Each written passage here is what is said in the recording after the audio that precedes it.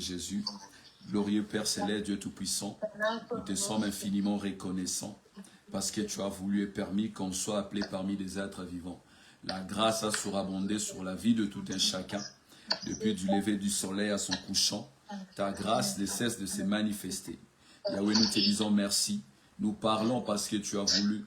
C'est que nous sommes nés que l'expression de ta bonté et de ta fidélité. Yahweh, merci, merci. Car plusieurs se retrouvent dans des soins intensifs. Mais tu nous as prêté vie. Tu as voulu qu'on soit ce que nous sommes. Pendant ces canicules, il y a eu plus de 1000 décès ici en France. Éternel, nous, tu nous as préservés. On n'est pas extraordinaire. C'est juste ta grâce. C'est juste ta bonté. Yahweh, ainsi nous te disons merci. Que l'honneur te soit rendu dans tous les siècles à perpétuité. Avec le Saint, nous disons tous, merci Seigneur Jésus-Christ. Merci Seigneur Jésus-Christ. Amen. Amen. Gloire au Seigneur. On prend rapidement nos Bibles. On prend rapidement nos Bibles. Dieu nous a fait la grâce. La semaine passée, jeudi, vendredi, samedi, c'était vraiment wonderful. C'était formidable. Ah, Mamounette, bonsoir. Je suis béni de votre présence. Je disais que l'Éternel nous avait fait vraiment la grâce. Le jeudi, le vendredi, les samedis, il y avait vraiment la puissance du Saint-Esprit. Et on bénit Dieu par rapport à cela. Bonsoir, Mamounette. Je suis très content de votre présence. En tout cas, je salue la présence de la maman de l'évangéliste Johathan. Elle est là parmi nous. Donc voilà, j'étais en train de dire, nous prenons directement nos Bibles. Nous lisons dans Ézéchiel chapitre 16. Ézéchiel, chapitre 16. On va prendre le verset 44 au verset 45. Ézéchiel 16, 44, 45. Notre deuxième texte, c'est Exode 20. Exode chapitre 20, le verset 5 au verset 6. Je lis au nom de Jésus, Ézéchiel, qui a trouvé. Vous y êtes? Gloire au Seigneur. Les Saintes Écritures disent ceci. Voici tous ceux qui disent de proverbes appliqueront ces proverbes à ton sujet. Telle mère, telle fille. Il est dit, voici tous ceux qui disent de proverbes appliqueront ces proverbes à ton sujet. Telle mère, telle fille. Le verset 45, la Bible dit, tu es la fille de ta mère qui a pris en dégoût son mari et ses enfants. Comprenez bien. La Bible a dit, tu es la fille de ta mère qui a pris en dégoût son mari et ses enfants. Tu es la sœur de tes sœurs qui ont pris en dégoût leurs maris et leurs enfants. Est-ce qu'on est ensemble? La Bible a dit, tu es la fille de ta mère qui a pris en dégoût son mari et ses enfants.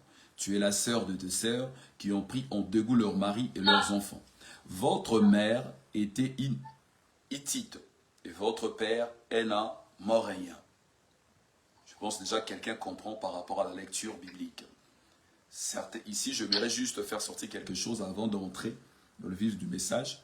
Certaines attitudes, mes bien-aimés dans le Seigneur, pratiques et comportements peuvent se reproduire de génération en génération. À travers déjà cette parole, vous allez comprendre que certaines attitudes, pratiques ou comportements peuvent se reproduire de génération en génération. Les enfants finissent parfois par reproduire ce qu'ils ont vu ou reçu venant de leurs parents. Alléluia. Est-ce que c'est clair? Ils ont Exode chapitre 20, le verset 5 à 6. La Bible a dit ceci dans Exode. Tu ne te prosterneras point devant elle, et tu ne le serviras point. Car moi, l'Éternel ton Dieu, je suis un Dieu jaloux, qui punit l'iniquité de père sur les enfants jusqu'à la 3e et à la 4e génération de ceux qui m'haïssent. Du verset 6, la Bible dit, et qui fait miséricorde jusqu'en 1000 générations à ceux qui m'aiment et qui gardent mes commandements. Amen. Est-ce qu'on peut acclamer pour la parole? Glorie soit bénie. Est-ce qu'on est ensemble sur WhatsApp? Acclamons pour la parole. Gloire à Dieu. Voilà. Mais bien aimés dans le Seigneur, avant d'entrer dans les différents points de notre enseignement, il est important de bien comprendre le sous-thème qui nous accompagne ce soir.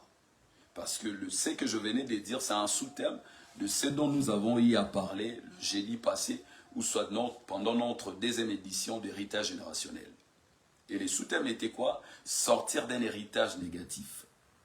Le lien du cordon ombilical. Là-dedans, je toucherai aussi le lien du cordon ombilical. Et je toucherai aussi, évidemment, et plutôt, c'est qu'on appelle, ou soit c'est que la dette réclame. Et à la fin, on va voir l'importance d'une porte ouverte. Alléluia.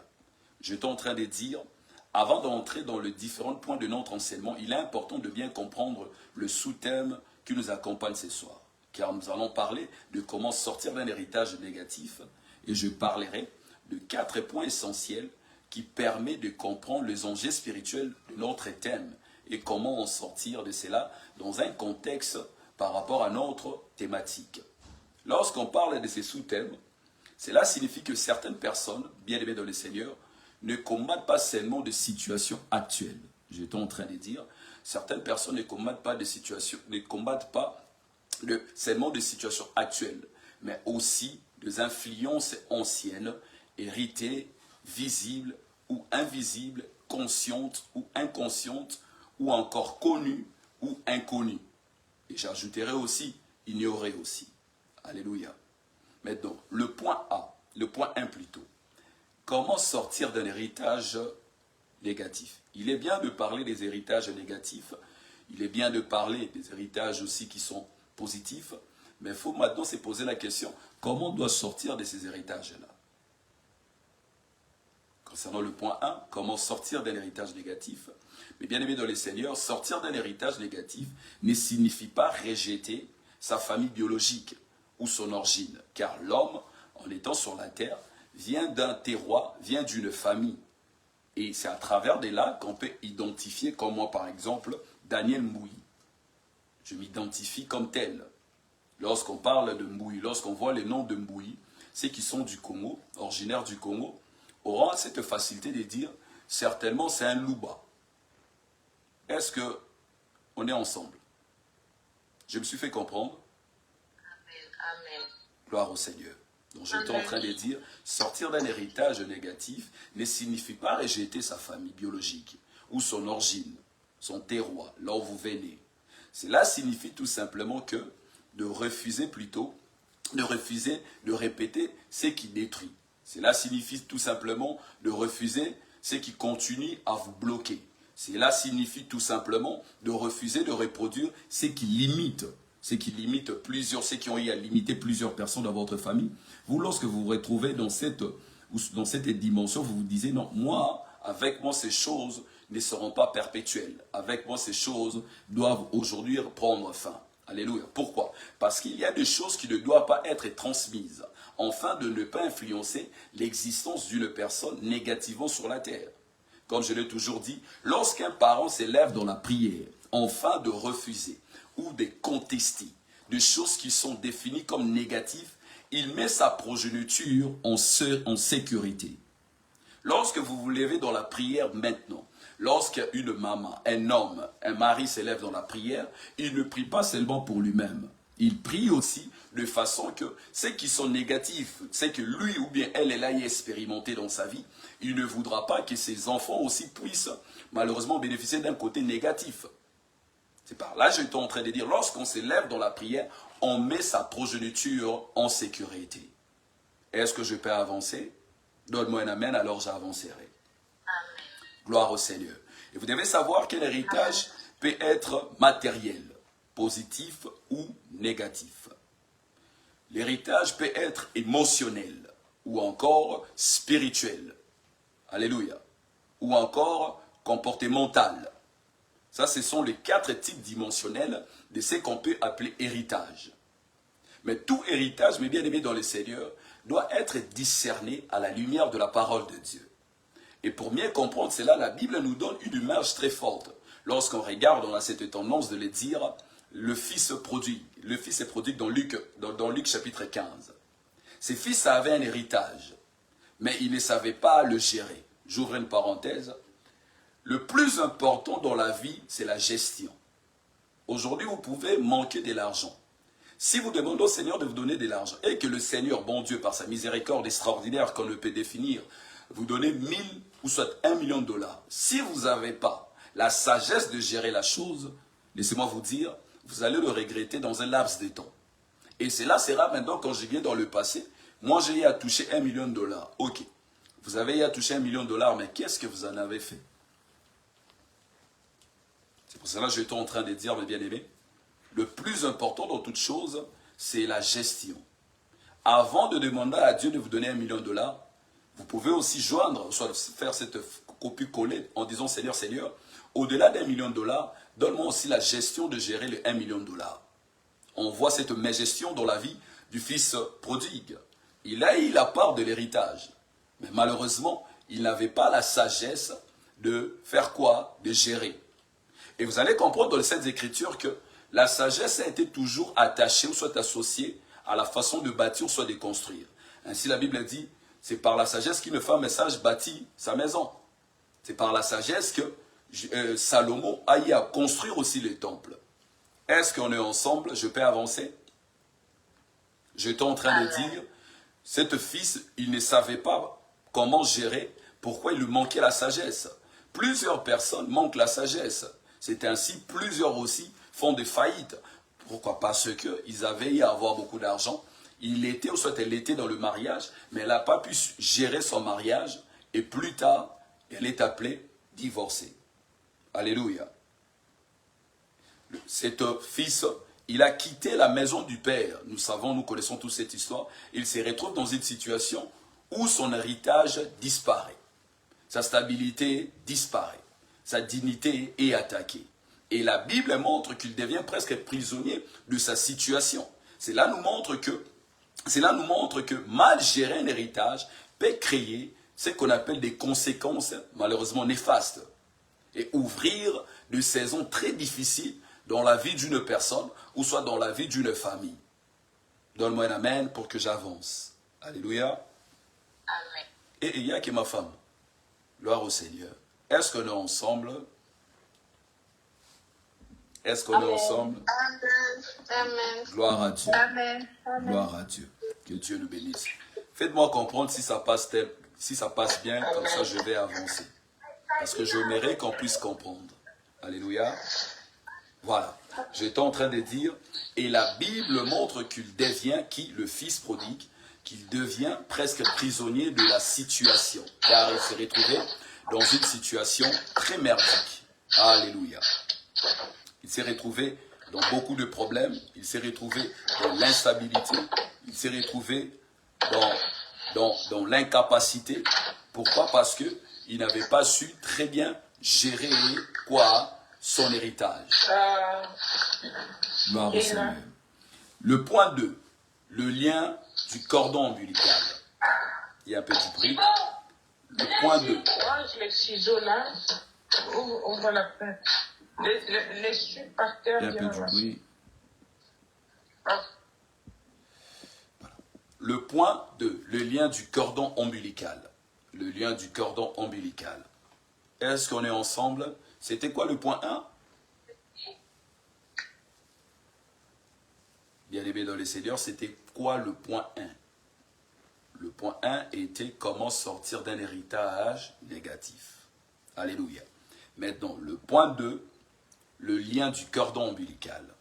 Et bien aimé dans les Seigneurs, avant d'entrer dans l'application spirituelle, il est important, d'une importance cardinale, si je pourrais le dire, de comprendre d'abord si c'est quoi un cordon ombilical. Beaucoup plus, les mamans vont le reconnaître avec facilité lorsqu'on parle du cordon ombilical. Alléluia. Les mamans, est-ce que vous êtes là? Lorsqu'on parle... Et les mamans, vous êtes là? Amen. Les mamans, c'est comme si vous connaissiez un ennemi, les lobes. Qu'est-ce qui se passe? Et là, c'est les cas. Gloire à Dieu. Est-ce qu'on peut acclamer pour les mamans? Acclamons d'abord pour les mamans. Parce que bientôt, on va parler avec ma femme sur un sujet concernant de matrice. On parlera de matrice, on parlera de quelque chose. Ça sera formidable. Je vous annonce déjà, je vous dis, ça sera formidable. En tout cas, les mamans, que Dieu vous bénisse.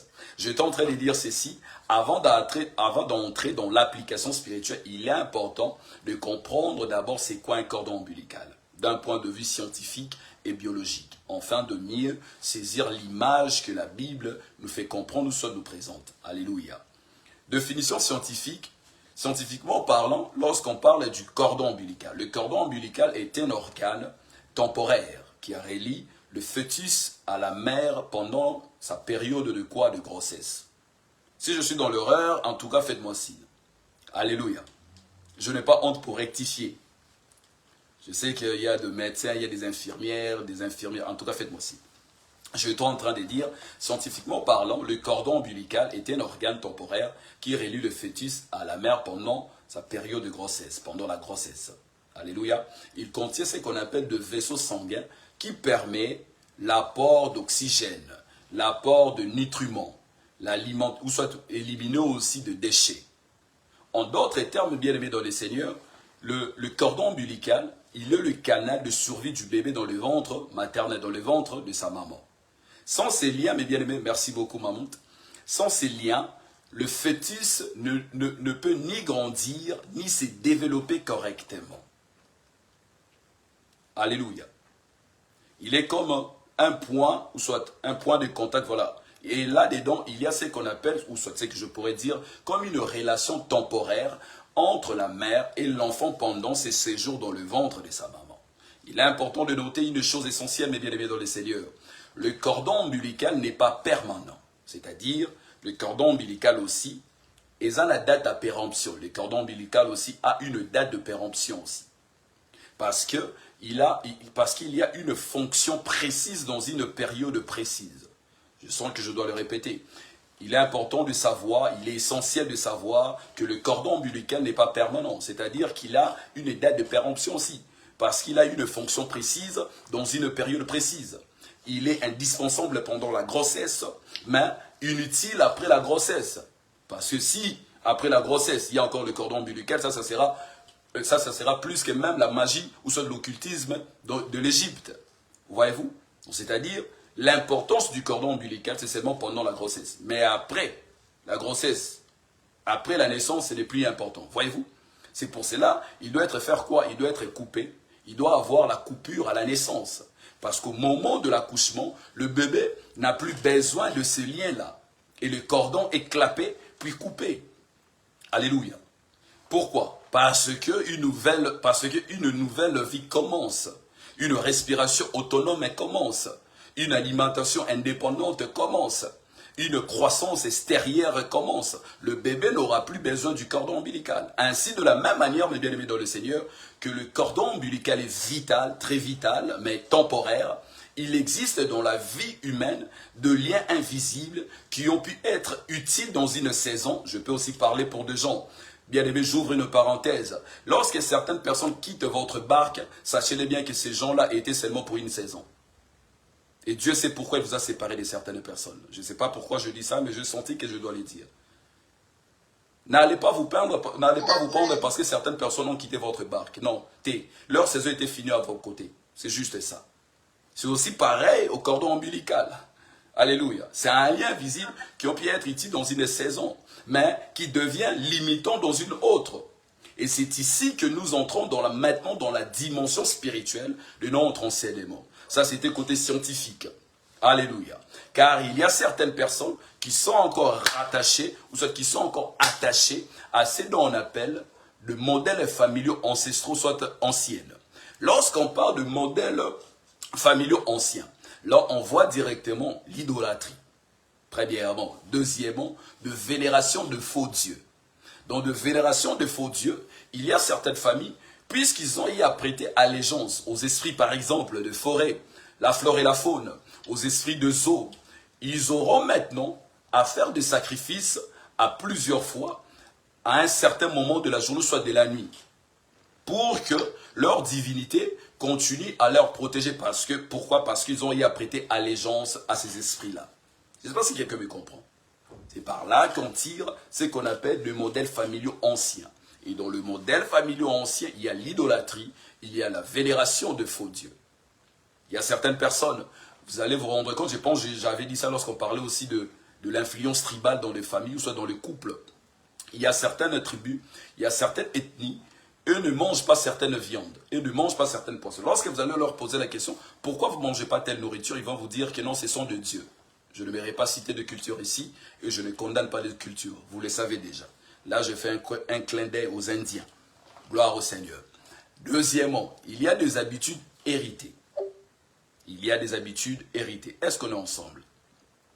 Je suis en train de dire qu'il y a des habitudes héritées. Dans les habitudes héritées, que Dieu te bénisse mon frère Moïse, AGB, dans les habitudes héritées, il y a l'adultère, le tabagisme, l'inceste, l'ivrognerie ou encore de pratiques de médium. Je répète encore, il y a des habitudes héritées. Pourquoi? Vous allez vous rendre compte que, je prends un exemple concernant les hommes mariés qui ont des enfants ou soit les femmes mariées. Vous allez voir que parmi vos enfants, l'un de vos enfants, fils ou bien fille, est en mesure de copier méticuleusement vos caractères, ou soit votre façon de vivre. Donc, c'est-à-dire, vous vous retrouvez dans votre enfant. Lorsque vous-même, vous voyez exactement Mahmoud, c'est ce qu'on a eu à lire dans Ézéchiel. Donc, vous vous retrouvez dans votre enfant. Et votre enfant aussi se retrouve en vous.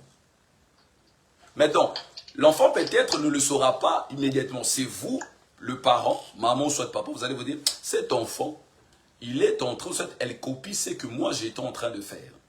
C'est ainsi Ézéchiel est en train de dire quoi? Telle mère, telle fille. Ézéchiel chapitre 16. Est-ce que nous ensemble? Amen. Ça passe? Je ne vais pas avancer? Yes, ça va. Gloire au Seigneur. Donc ce sont parmi des choses qui sont comme des habitudes héritées. Vous allez voir un père qui fumait beaucoup et parmi ses enfants, l'un de ses enfants fume aussi beaucoup. Alléluia. Il a pu marcher dans l'adultère. Père, parmi ses enfants, l'un aussi, c'est un vrai, si je pourrais le dire, c'est un vrai coureur de jupons. Ce sont des habitudes, de comportements hérités. Donc, c'est-à-dire, il y a un transfert, il y a une transmission de comportements. Et ce sont aussi des choses qui a pour source plutôt le sang et les noms. Alléluia. J'avance encore dans le nom de Jésus. Il y a aussi ce qu'on appelle de peur transmise. Il y a aussi de cycles invisibles qui opèrent à travers le sang. C'est pour cela qu'il est important de toujours prier pour son sang. Ne vous limitez pas seulement en disant « je suis en Christ », tout cela, ça c'est très bien. Mais prier aussi pour votre sang, c'est très capital. Je suis en train donc de dire le cycle invisible qui opère à travers le sang. Mais au-delà de tout ça, mes bien-aimés dans le Seigneur, Dieu annonce une vérité formidable. Dieu nous annonce une vérité extraordinaire. Ce qui t'a porté hier ne doit pas fermer ou ça ne doit pas te fermer la porte aujourd'hui. Parce qu'il y a des liens qui doivent être coupés pour rentrer dans une nouvelle saison. Il y a des liens vous devez vous séparer de certaines choses pour saisir aussi d'autres opportunités. Sans la déconnexion ou la séparation d'avec de liens là, c'est là où vous serez difficile ou soit toujours impossible d'avancer ou de refaire votre vie. Allant de votre famille côté paternel, soit maternelle ou de l'ancienne belle famille ou des ex. J'étais en train de dire, si vous n'arrivez pas à vous séparer, si vous n'arrivez pas à prier pour que Dieu qui puisse faire en sorte qu'il y ait eu de déconnexion, laissez-moi vous dire, ces choses-là vont vous suivre et cela aussi va impacter la vie de vos enfants. Alléluia.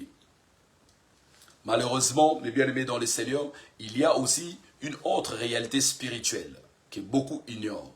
Et cette réalité spirituelle, c'est quoi? Ce sont les dettes spirituelles. Notre troisième point, c'est le dette. C'est que la dette réclame.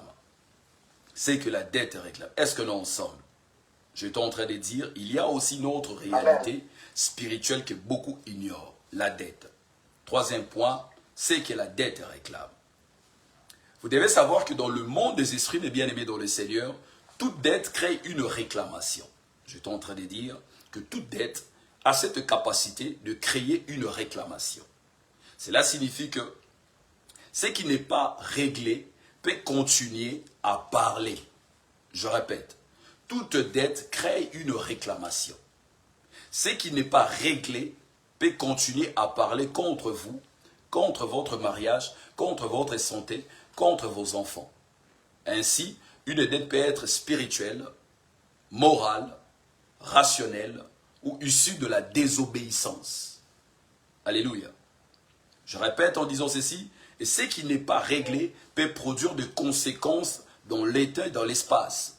Cela peut créer de conséquences néfastes dans l'étang et dans l'espace. Nous voyons l'exemple dans 2 Rois chapitre 4. 2 Rois chapitre 4. Vous connaissez tous cette histoire. 2 Rois chapitre 4, à partir du verset 1er jusqu'au verset 7. La Bible dit ceci, dans cette portion des Écritures, je pense que ceux qui est avec nous, ils vont le comprendre. La Bible est en train de dire ceci, que le prophète est mort en laissant une dette. Et après sa mort, le créancier est venu réclamer les enfants. C'est qui un créancier? C'est qui un créancier? Est-ce que l'on ensemble, lorsqu'on parle des créanciers, c'est qui un créancier?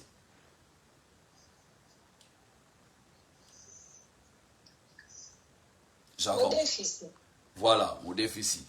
C'est lui qui vous a prêté, c'est lui qui a fait en sorte que vous puissiez, certainement vous étiez dans une situation un peu hécatomique et que vous avez eu besoin de l'argent. La personne s'est dit, ok, je vais vous donner de l'argent, mais à une seule condition, car lorsque, voilà, quelqu'un à qui on doit de l'argent, exactement, on s'arrête seulement là.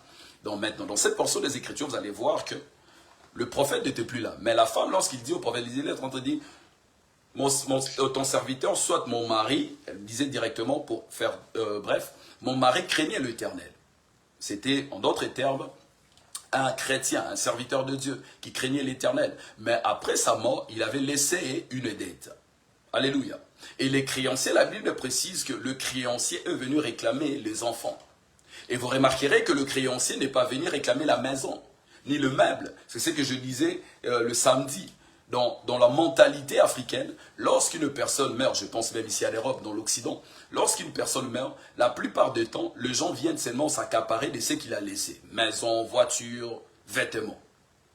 Mais bizarrement, le créancier n'était pas venu réclamer le vêtement. Le créancier n'était pas venu prendre la maison, ni le meuble, ni les animaux. Il pouvait aussi se dire, ok, je vais prendre certainement, il avait laissé un chat, un chien, tout ça. Mais le créancier est venu spécifiquement, directement, réclamer qui? Les enfants. Suivez-moi très bien. Il n'a pas réclamé le vêtement. Il n'a pas réclamé le maison. Il n'a pas réclamé le bien matériel. Le créancier n'est pas venu réclamer le vêtement. Non, non. Le créancier est venu réclamer directement, spécifiquement les enfants. Pourquoi les enfants? Pourquoi ce qui représente l'avenir? Parce que notre avenir, l'avenir de demain de chaque parent, ce sont ses enfants. Alléluia. Pourquoi ce qui représente la postérité? Pourquoi ce qui représente la continuité de la famille? Je ne sais pas si quelqu'un me comprend. Pourquoi seulement les enfants? Pourquoi seulement ce qui représente la continuité de la famille? Parce que ce qui est réclamé aujourd'hui est souvent lié à ce qui a été engagé hier ou conclu hier. Amen. Certainement, la chose, l'engagement, ou soit ce qui a été dit entre le prophète et le monsieur, le créancier, c'était quoi? Le jour que je ne serai pas vivant, viens prendre mes enfants. C'est pour cela que le créancier il n'est pas venu au hasard. Il ne venait pas à l'improviste. Il venait chercher ce qui faisait partie de l'accord, de l'alliance ou du contrat. Il venait chercher ce qui s'est trouvé au centre de l'engagement. Autrement dit, mes bien-aimés dans le Seigneur, derrière la dette, il y avait une réclamation. Et derrière la réclamation, il y avait un droit qui s'exerçait, un dû. Comme ça avait dit ces jours-là, lorsque quelqu'un vient réclamer, il s'est dit, j'ai un droit dans la vie de la personne. J'ai un droit dans son mariage. J'ai un droit dans sa santé. J'ai un droit dans ce qui le concerne.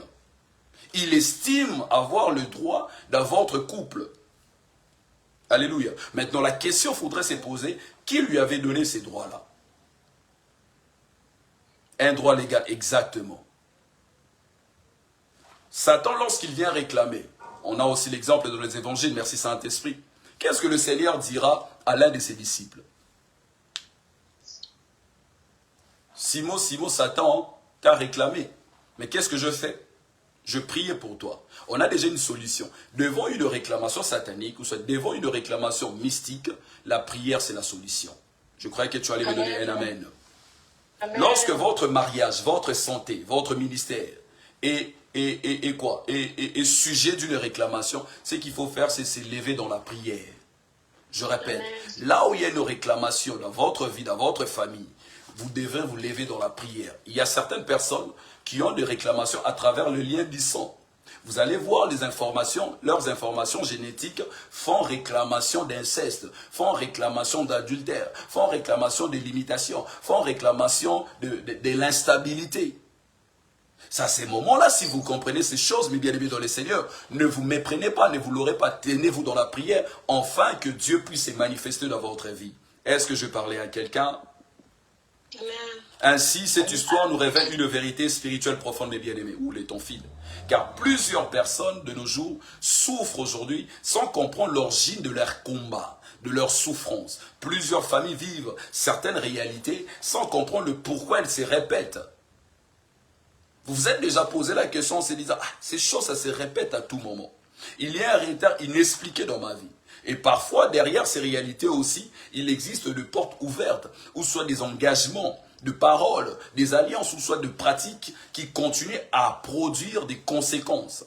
Car, mes bien-aimés dans les Seigneurs, là où il y a une dette, il finit toujours par exister une réclamation. J'insiste encore, là où il y a une dette, il finit toujours par exister une réclamation. Et là où il existe une réclamation, il faut la délivrance.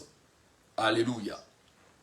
Écoutez ceci, mes bien-aimés dans les Seigneurs. La réclamation satanique, vous allez comprendre aussi que la réclamation satanique ne cherche pas toujours l'argent. Parfois, elle cherche le mariage, elle cherche la maternité, la santé, la paix, la joie de la personne, les finances de la personne, le destiné. Car toute réclamation cherche quelque chose de précieux, quelque chose qui porte l'avenir, quelque chose qui porte une promesse. J'insiste, toute réclamation satanique ou soit sorcellérique cherche toujours quelque chose qui a une promesse, quelque chose qui vaut plus de l'or. Lorsqu'ils vont essayer de voir dans la balance spirituelle, ils vont dire, la fille de cette femme-là, sa fille aînée, son fils aîné, son étoile brille trop. On doit l'attaquer. Je ne sais pas si quelqu'un me comprend. Et la puissance d'une réclamation, mes bien-aimés, a la capacité de pousser quelqu'un à vivre de situations qu'il ne comprend pas lui-même. C'est-à-dire la personne se retrouve déjà victime de la chose. Alléluia. C'est exactement ce que nous observons lorsque j'avais parlé de Péniel, j'avais parlé de Luz. C'est exactement ce que nous observons dans la vie de Jacob. Toute sa vie, Jacob semble être poursuivi par quelque chose. Il fuit sa maison, il fuit son frère Ésaü, il fuit son passé, il fuit certaines conséquences de son histoire. Et même lorsqu'il essaie de construire sa vie sérieusement, honnêtement, dans le droit chemin, tout devient compliqué. Jacob s'est retrouvé dans la polygamie sans le vouloir. Alléluia. Il est parti travailler pour Rachel, mais on lui impose. Laban lui dira, ici il est coutume comme ça, ici on fait comme ça. J'aimerais dire à quelqu'un, il faut faire très attention dans chaque terre là où vous allez, ou soit dans chaque endroit là où vous allez. Car dans chaque endroit, dans chaque terre, il y a des principes et des lois. Il y a des coutumes. Il y a des accommodations. Alléluia. Jacob s'est retrouvé avec Léa, avec Zilpa, avec qui encore Bila au total, 4 femmes, avec plusieurs enfants, plusieurs conflits, plusieurs rivalités, plusieurs douleurs. C'est par là que j'étais en train de dire que Jacob est tombé dans la polygamie sans le vouloir. Or, ce n'était pas son projet initial, ce n'était pas son plan, ce n'était pas sa volonté de départ. Lui, il voulait faire des choses bien. Alléluia. Comme plusieurs personnes aujourd'hui, mes bien-aimés, des hommes qui se retrouvent avec plusieurs foyers, de femmes qui se retrouvent avec plusieurs enfants, de plusieurs hommes. Ne jugez pas trop vite, car vous ne le savez pas. Certainement, la femme n'avait pas souhaité cela. L'homme aussi n'avait pas souhaité cela. Alors, s'il vous plaît, avant de critiquer quelqu'un, il faut d'abord checker son histoire. Peut-être ce qu'il est en train de vivre, c'est quelque chose dont on l'a imposé. Est-ce qu'on peut t'apporter sur TikTok? On l'a imposé. C'est aussi pareil avec Jacob. Il ne voulait pas être mari de plusieurs femmes. Mais on l'a imposé la coutume, on l'a imposé la règle, on l'a imposé. Ici, ça se passe comme ça. Exactement, rivalité c'est compliqué. Exactement. Alléluia. Je ne sais pas si quelqu'un est avec moi. C'est clair? Est-ce qu'on est ensemble? C'est clair? Faites-moi si c'est clair. Comme ça, je vais avancer. Il me reste que 3 minutes. Amen, amen. Donc voilà, j'étais en train de dire, au départ, ce n'était pas sa volonté. Au départ aussi, ce n'était pas la volonté de plusieurs personnes. Vous allez critiquer quelqu'un qui a plusieurs enfants, avec plusieurs maris, mais certainement, ce n'était pas sa volonté. On l'a imposé, c'est là. Il y a une puissance qui a eu à agir à travers son ADN, à travers son sang, à travers la terre, le terreau là où elle est, ou soit là où il est. La personne s'est retrouvée là-dedans. Et vous allez attendre certaines personnes dire, comment je suis arrivé ici? Comment je vis de telles situations? Pourquoi le même problème revient-il toujours dans ma vie? Pourquoi le même échec se répète-t-il? Pourquoi le même blocage poursuit-il notre famille, ma vie, mon existence? Pourquoi avons-nous l'impression d'avancer sans jamais sortir du même cercle? Alléluia. Parce que certaines situations sont plus profondes et spirituelles en même temps. Et cela agit à travers la puissance qui se trouve dans votre sang, dans votre ADN. Et vous remarquerez, il me reste 2 minutes, et vous remarquerez que le créancier, mes bien-aimés dans le Seigneur, poursuivait la veuve. Le créancier poursuivait la veuve. Parce que là où il y a une dette, il y a aussi une poursuite. Cela peut être judiciaire ou spirituel. Il y a aussi une pression derrière cela. Lorsque vous avez la dette de quelqu'un, il y a toujours une pression. Et dans un contexte spirituel, le diable va vous mettre aussi mal à l'aise. Peu importe l'endroit, dans le spirituel, d'ailleurs, il n'y a pas de frontières. Et dans le physique, on a ce qu'on appelle l'Interpol. Vous avez commis des bavures quelque part, vous avez commis certains vols ou soit de braquage quelque part en Espagne. Laissez-moi vous dire que si vous fouillez en France, ils vont vous attraper. Si vous fouillez aux États-Unis, les États, c'est complet, les États travaillent ensemble, ils vont vous attraper. Je ne sais pas si on appelle ça déjà comment, mais à l'époque, on appelait cela l'Interpol. Si je ne dis pas des bêtises. Alléluia. Il y a ce qu'on appelle des accords pour faire des extraditions entre pays. Ainsi, certaines situations ne sont pas géographiques. Tu peux changer, vous pouvez changer de quartier, de ville, d'arrondissement, de pays. Le problème va vous suivre. Le problème te suit. Tu changes de femme ou de homme, le problème sera toujours là. Parce que certaines batailles ne sont pas naturelles. Elles sont spirituelles. Et Jacob, est bien aimé dans le Seigneur, l'a compris. Pendant les les temps, mes filles étaient passés. Oh là là là. Bon, il est déjà 45. Je serai obligé de m'arrêter ici. Alléluia. Est-ce qu'on peut acclamer pour Dieu? Est-ce qu'on peut acclamer pour Dieu? Malheureusement, il est déjà 45. Voilà. Nous allons prier. On va prier pour que Dieu puisse nous protéger ce soir. Que Dieu puisse nous faire du bien. Tu vas prier pour ta famille. Tu vas prier pour ta maison, tu vas prier pour tes enfants, tu vas prier pour ta soirée. Est-ce qu'on peut prier dans le nom de Jésus? Prie au nom de Jésus-Christ. Seigneur Dieu des grâces, merci pour ces moments. Merci pour ta bonté, merci pour ta grâce. Merci pour ton amour, Elohim, notre Dieu, l'incontestable Dieu. Yahweh, je recommande la vie de tout un chacun dans tes glorieuses mains. Protège la vie de tout un chacun. Yahweh, mon Dieu, fais-nous du bien, fais-nous comprendre encore, Yahweh,